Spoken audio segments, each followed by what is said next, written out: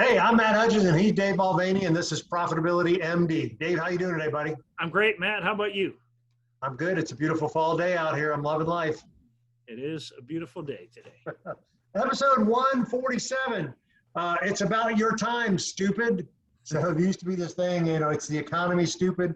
I forget, that might have been who that was for, a campaign slogan. But it's about your time, stupid. So we can talk about that in many different ways, right?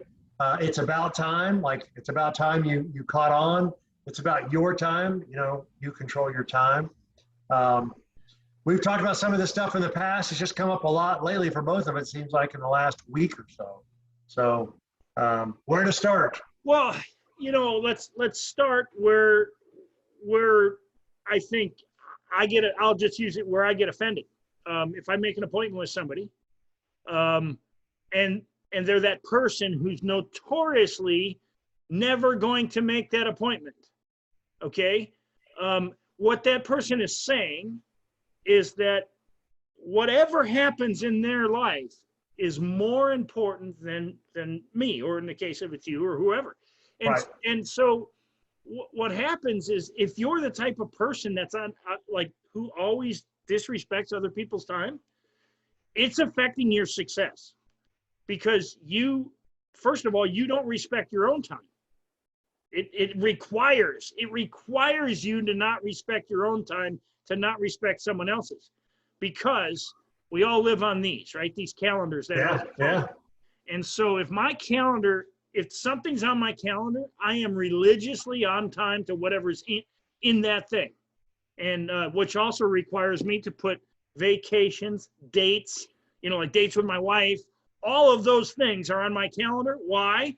Because if it's there, whoever it's in that spot can depend on it. So right. Let's start there. Maybe that you're a dependable person when you can obey your calendar, I guess. Yeah, and that is a good way to start. I like that idea. I'm going to start a little broader in that it's about your time, right? And so how you control your time depends or determines your success, right? So whether you're making $100,000 or $1 million, we all have 24 hours in the day. Yes. And the guy making $1 million is making better use of his time than the person making $100,000. Okay. Well, let's put that with an asterisk, though, because the person making $1 million is probably not making money trading time for money. They've made themselves effective in that they don't make money with time. They're using their time more effectively. And that is the point. That is the point. They are using their time more effectively. And so you can go into many different areas about that. And so you're using the example of your great example. And I have a client who just canceled the meeting, right? And so like you were saying, I know stuff happens. That's normal. Life happens. But you're exactly right. I had that time booked that I could have used for me making more money, or me building a client relationship, or me meeting with a new prospect. I could have used that time, right, more effectively. Now, part of what I've done, the first thing we do when you and I coach people is talk about where does your time go? And we have them do, I can't even think of it, the activity calendar. Activity inventory, sorry. And you write down everything you do for a week. The idea is, where are you spending your time? And you'll go back and you'll invariably find out that the Pareto principle, 80-20, only 20% of your time is spent on important stuff, money-making activities, right? 80% of your time spent on kind of the BS type stuff. And the more you realize that, in order to be more effective, more profitable, happier, right? What have we discovered? We got to spend more time doing those 20% of activities that matter. What have we discovered during COVID and Zoom is that there's a lot of free time in there that people must have had, because the productivity is almost as good at these large companies working out of their home offices as they were when they're at work. Because a lot of work time is spent going to the water cooler, taking a bathroom break, taking a smoke break, chatting with your coworkers, right? That there is only an efficient amount of time. If anything, this has made us more efficient. We realize I got my kids home from school, I got to take care of them and get my work done. Let me figure it out. So when I say it's about time, and it's about your time, stupid, You've got to figure out where's your time going and figure out how to manage it better to be more effective. And I think that starts with the activity inventory, but it also starts with you control your time more than others, right? So go back to making that appointment, and now you've got too many appointments back to back. Well, what does that tell me? You're not very good at delegating, right? There was a, and I'm trying to think of, his name's Ron Ball. Okay, he was a speaker, a motivational speaker, went all around the country speaking. But Ron Ball used to, one of the things that stuck with me in one of his speeches, I think I saw him in Rock Hill, North Carolina, is where I was when I heard him speak. This is many years ago. But he said, avoid the time stealers. They are a plague. And what is he talking about? The people who steal your time, meaning they book an appointment with you, whether you're in sales, whether you're in business, doesn't matter. They book an appointment with you, and then they don't make that appointment. That is a time stealer. And so what are you left to do? That time is eaten away, and they stole a portion of your life. That person right there is, now, okay, let's say 48 hours before that happens, they cancel. That's reasonable. That's reasonable if somebody cancels. It's the person who calls you, like, or you text them, like you're waiting 5 minutes after the deadline. Oh, I'm sorry, I'm tied up. I can't make it. Oh, you didn't think to call me? That's what he's talking about. And this is great. So part of that is what we do is talk about strategies to overcome that, right? So part of what we talk about is time blocking. Dan Sullivan calls it focus activities, your kind of money-making activities. And part of the way to overcome that is we always have a top 20 list, your top 20 clients and your farm club, who's your next 20 clients. And so the idea of that would be, if you have an appointment that canceled, they didn't show up, they canceled at the last second, you can still spend that hour calling, phoning, talking to an existing client or prospect, somebody on your top 20 list. Don't let that time go to waste. Call somebody on their top 20 list. Call 2 or 3 people. I was talking with another coaching client of mine right now, and he drives between offices, and he's like a podcast. He likes, talk radio, the sports talk radio. The Braves just got into the NLS. So that kind of stuff. But there's also times where he just, his assistant just texts him 2 or 3 phone calls. Hey, call Dave, call Bill, call Bobby. And what do we call those? We call those we call them check-in calls, but they're, how do I say that? They're the non-scheduled, well, they're actually scheduled, but the client doesn't know they're scheduled, check-in calls. Hey, Dave, just checking in. Did you watch the Braves game last night? They're on to the NLS playoffs, right? Just to check, hey, how's your fall going? How was your summer going? What do you got plans for Thanksgiving? It's just a call, and he's making it from his car, driving to or from. He's got a couple different offices that have a little drive time in between them. And it's just a check-in call. But what does that do? Not wasting time, builds in rapport and relationship. That's the same type of call that you can make when you have a cancellation. Instead of like, I had a meeting scheduled with a client, it got canceled. Instead of me just wah, wah, wah, and just doing some busy work. No, I'm already pumped up for the meeting. I should make those, we call them scheduled check-in calls. And maybe that is also the time when you could make your personal calls to family members. I mean, the point is, you said it before, we have 24 hours in a day. Yep. And remember, I call it my big rock activities. Yes. So you got these big rocks. And so when I start a week off, I know what the big rocks are. And so the reason I call them big rocks is because you got to get those out of the way first. Then once they're out of the way, then you take care of a lot of little things, but the big rocks are done. And so these big rock activities, you put them in and you work on them, and I call them the elephant hours. I work on them 47 minutes, and then I take time off. But see, you can't manage time because we're all at the same amount, but you can control it. Yeah. You can control how you spend your time. What you can't control is how other people will react to your time. But when people steal your time, then, I mean, it's happened to all of us. How many times have you got to a golf course and you're there, you've paid in, and then the person you're going to play with, or people, or one person out of the foursome doesn't show up? Right. Ruins the whole match. it certainly changes the characteristics of the match. Yeah, yeah. Especially if you're looking at, enjoying playing with that person. And No. so this is I think this is a character flaw that some people have. And if you're the person who has this character flaw, look at yourself and say, what can I do to be better? And that's right. What can we do to fix it? And those are some of the strategies we talk about with time blocking and allocating. I'm looking at, I think it's Dan Sullivan again. We talk about him all the time. Simplify to multiply, right? So it might be getting rid of some of that 80% of the activities that aren't productive, right? So I was at a conference last week and we were having a conversation. And there's this woman and she's very active in the local community and, just Chamber of Commerce and does all these networking events. And one of the other guys was kind of pressing her, what are you getting out of that? What are you doing out of that? And of course, I'm trying to build my network and network referrals. But are you being systematic about it? Are they your target? Goes back to, are your target market? Do you have $1 million message you're telling these people? Do you have a call to action or an irresistible offer that can get them in the door? Otherwise, you're just wasting your time. Why are you on the board of XYZ when it's not bringing you any money? It's not building you any rapport. Let's focus on some important things. I would tell you the other thing, it might be that you're so busy, you're not good at delegating, right? That you have not done a good job of delegating what's important. Again, we talked about A, B, and C type activities. What are the A activities that only you can do, right?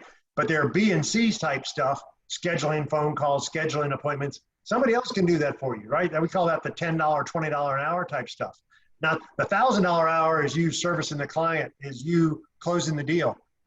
Moving money around, like in the advisory business, paperwork in the insurance business, paperwork in the builder business, that's not you. That's your team, right? That you got to do a better job of delegating what activities go to you, the big important money-making activities, and what activities go to your team. So I would tell you, if you're too busy, you might not be doing a good enough job delegating. And that's a phenomenal point. And if you're too busy, you also might not know the value of your time. And I'm going to go to a Dan Kennedy book, and I think it's like the No BS Time Management Course for Busy. Okay. It's a long title, but it's a Dan Kennedy book. And what he talks about in there is okay, what is your time actually worth, and how do you determine that? So let's say you want to make, let's just say $500,000 a year. Then his next question follows with, okay, great, you want to make how many hours a year or how many hours a week do you want to work? And so if that number is 20 hours a week, then your time value, okay, there's 52 weeks in a year, take 2 off. So if you want to make $500,000 a year and you're going to work 20 hours a week, 50 weeks a year, your time value is $1,000 an hour, right? Yeah, there'd be 1,000. No, that's probably not right. I need to do a calculator. Divided by 20 hours a week, divided by 50 weeks a year, time value is $500 an hour. Right. So when you know that $500 an hour is your time value, when you look at that, then you say, when I'm wasting time, what's it's costing you $500 an hour? Yeah, I mean, so that includes your time, your free time, because in order for you to have free time, you've got to make that the work time the most effective possible. So you got to make $500 an hour, or you're not going to hit your money goal. So right, and that goes back to, again, we'll go back to again. I promote taking Fridays off. I promote taking a bunch of time off, whether it be 1 week a quarter of 1 month. A lot of my guys take the month of July off, and the idea behind that is you need to. My dad, hard worker, you got to work really hard, and then you get vacation. No, the new way is that you need the break to recharge your batteries, so when you hit the ground running, you're super productive, right? So if you're trying to make $500 an hour, then you really don't have any time to be wasting doing scheduling and phone calls and paperwork, right? You just don't have time to do that. You need to become hyper efficient at doing those activities that generate the $500 an hour. And typically for most businesses, it's meeting with a client, meeting with a prospect, or meeting with a referral source, a center of influence who can send you a client, right? Those are main money-making activities. So if you're not meeting with clients or meeting with prospects, then what are you doing, right? Yeah, and there's some other stuff behind that. Yeah, and so, okay, let's change the scenario same topic, but okay. Yeah. So Robert Kiyosaki talks about this in Rich Dad Poor Dad. He talks about, okay, so let's say meeting with clients and all that is great, but you could he's talking about, okay, carrying buckets. There's a guy who carries buckets of water and he brings them to the village every day. People buy the water from him. So if the most effective use of your time is building a pipeline so that you can bring lots of water to the city, if you're the business owner and you're trying to build a team that can move buckets of water or massively improve the way you service your customers or you attract clients or whatever that is, that could be your most effective use of your time. Maybe you've got an entire sales force, so you're not active in the sales force, but you have to look at what's the highest, most productive use of your time. And that's where you dive in and say, this is where I need to be spending. And that might be building the pipeline. I know. Right. I mean, I know that I often look at Russell Brunson and I'm like, man, this guy's on the front line all the time, but he's also behind the scenes always building, looking at the long-term, like what's it going to take to grow to here, and then implementing. He's part of the implementation. That's his thing though. And so that's what you got to look at as an entrepreneur. Where am I going to get the highest, what do they call it? Highest and best use. Yeah, highest and best use. Well, so it's great. You talk about there are two different examples of that, right? So one of my guys is, his job really is to be a really good support for his sales team. He has a sales team, 5 guys, 6 guys, 6 people, guys and gals. And so part of that is for him to be kind of their coach, their cheerleader, to allow them to make more sales. But one of the things we started doing for them is getting them support staff. Same thing for your sales force. We don't want the sales force doing paperwork. We get an assistant for that. We don't want the sales force checking where the inventory or where the product is in shipment.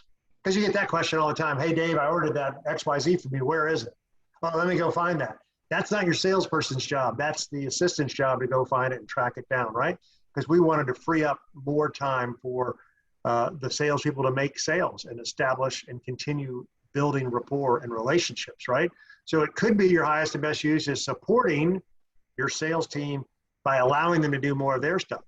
Along those same lines, that guy in particular is actually a really good salesperson. So what happens to a lot of entrepreneurs, they were really good salespeople, but now they're like, oh, I don't really do the sales anymore because I need to run the business. And that goes counterintuitive. That's what got you here. That is what you're really good at, right? So there are businesses that have the entrepreneur as the head sales guy, and then he's got a team of support, right? So we would use that in the financial advisory world. Might be you have a lead advisor, and then you got the junior relationship managers. We do that with chemical sales. I got a chemical sales. This guy's the lead sales, and then we got the implementation people, the order fillers, right? I was just watching the highlights was a Wolf of Wall Street. And so I forget the guy's name. He's like, well, that's great. Let me confirm the order. I'll have my secretary call you back and confirm that order with you, right? That's a great example. He made the sale. He sold in that case, but he's made the sale. And what does he have? He has the assistant, the secretary call you back and confirm the paperwork and get your address and get you all the details, right? Because he's going on to the next sale. He's going on to the next product. So it's interesting that whatever got you there, you might be a really good salesperson. Don't turn into the CFO if you're the king sales guy. Yeah. Let's hire the CFO. Let's hire support staff because you might be the best salesperson in your organization. And that's okay. And this happens in big companies. Steve Jobs got fired from Apple. Why?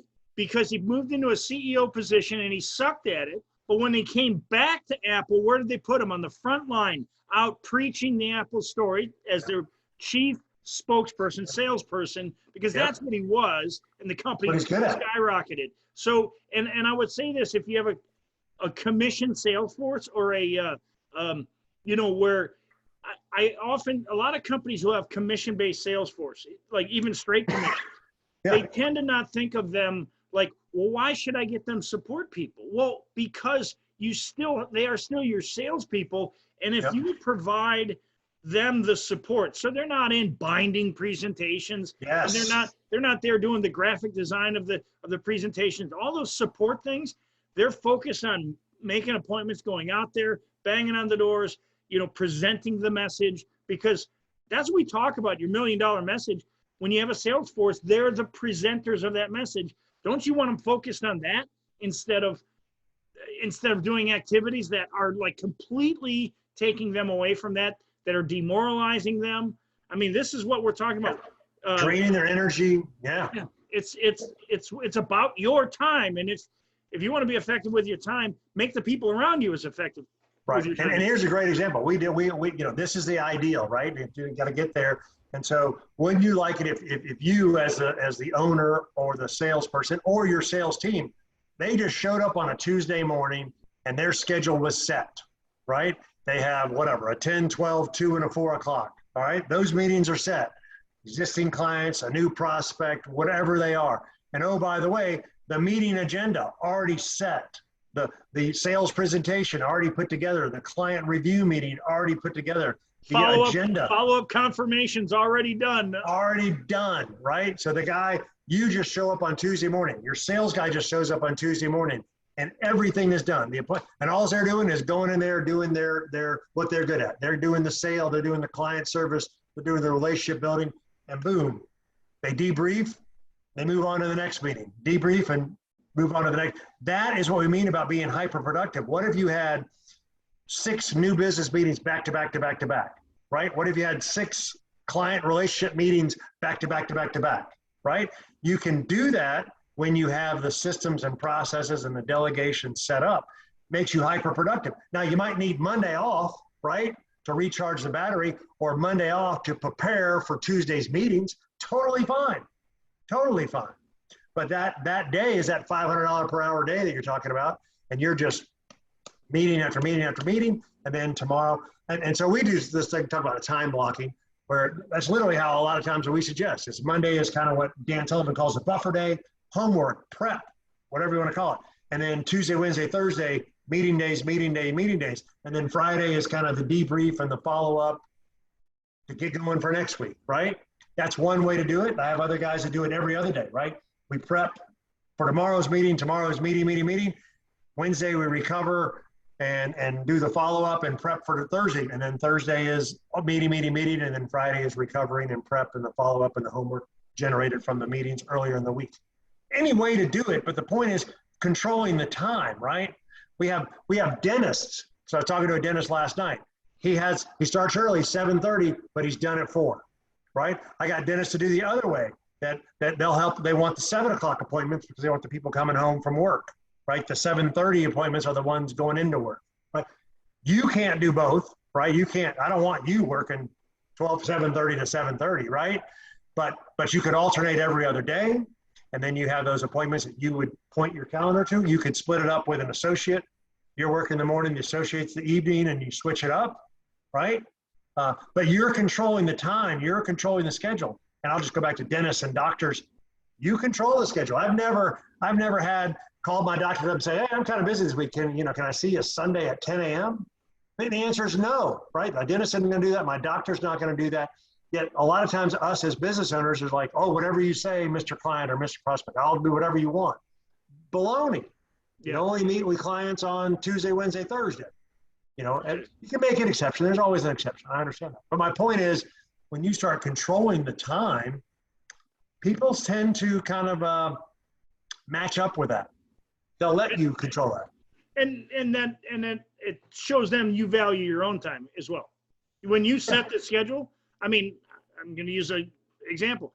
I have an open calendar for coaching calls. I coach copywriting and other marketing and a mastermind. And so when I've been like doing Monday through Thursday, and they litter around my schedule. They pick a time that works for me and them. And in November, December, I'm going to 1 day a week. Fill the calendar 1 day a week. That's it. If you can't be on that, then you don't need to be on the calendar. I mean, right. Because my time is getting too valuable to allow it to keep going the way it is. That's how you got to look at your time. How can I be more effective as I go into the future? No, and that's exactly right. So there are a lot of things we're covering here, but it's about your time, stupid. How you control your time is about how successful you will be, how happy you'll be, because it's free time as well as work time, right? I don't want the guys that work 80 hours a week and 7 days a week. That's not good for you either. but you want the guys that work the most efficient. So there are what we call, well, Dan Sullivan, free days, focus days, buffer days. Free day, you're taking the day off. Focus day, you're busted at making your $500, $1,000 an hour. And then the buffer days are kind of the in-between. You might do it where it's half days, right? In the morning is meetings, and the afternoon is kind of the prep work or follow-up, right? It's very difficult to go up and down. So the point of this is it is about your time. So you need to do the activity inventory. Where are you spending your time? You need to figure out the 80-20 rule. Probably only 20% of those activities are your money-making activities. You need to figure out how to delegate the other 80%, kind of the fillers, we call them. It's difficult. I understand that. Figure it out. Focus on it. Your goal is to get to that point. Simplify to multiply. Cut out some of those BS meetings. Cut out some of those BS phone calls. We can catch up with your buddy on the golf course on Saturday, right?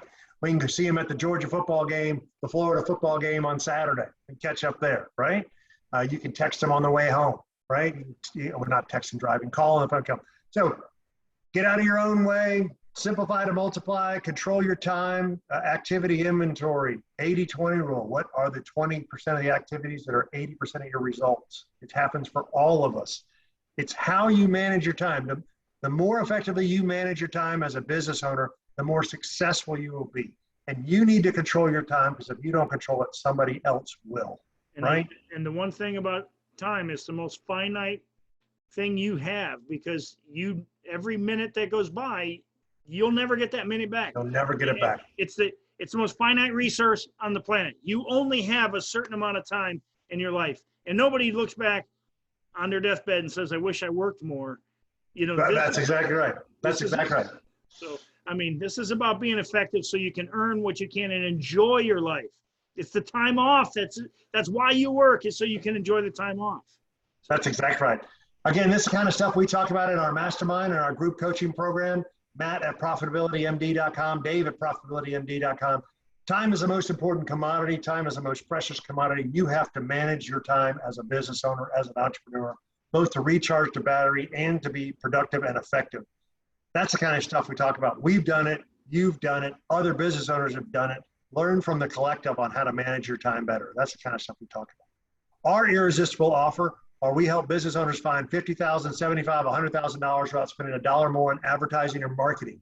We call that a profit acceleration session. Talk about being an effective session.